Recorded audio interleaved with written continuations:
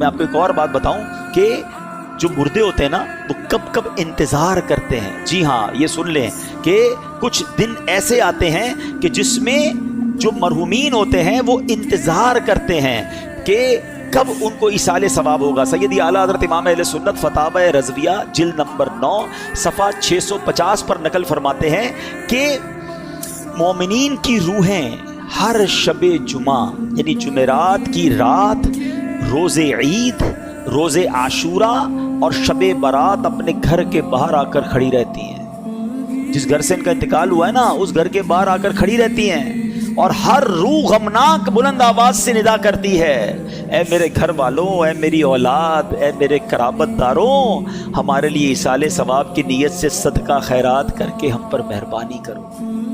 अरवाह घर तक आ जाती हैं इन दिनों में कि कुछ हमें सदका करो, कुछ हमें सवाब पहुंचाओ।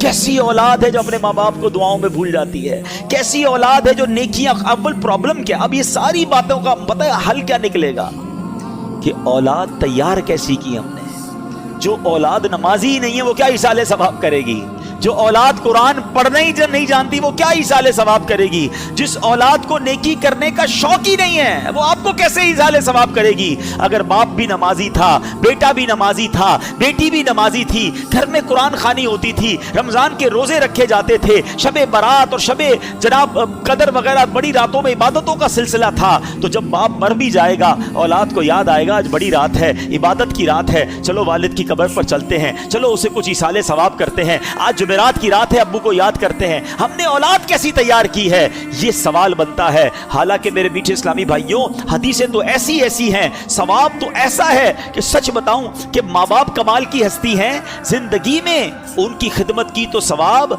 और मरने के बाद उनको ईसाल किया ना तो ईसाल करने के बाद भी अपना ही भला है, हमें ही फायदा है। प्यारे आका फरमाते हैं कि जो अपने माँ बाप की तरफ से हज करे, अपना हज तो कर लिया, अब नफली हज करने जाता है। मैं दुआ करता हूँ अल्लाह इस साल हम सबको हज अता फरमाए। और जिन्होंने हज कर लिया है ना, फर्ज अदा कर लिया है, अब माँ बाप के नाम का हज करना। क्यों?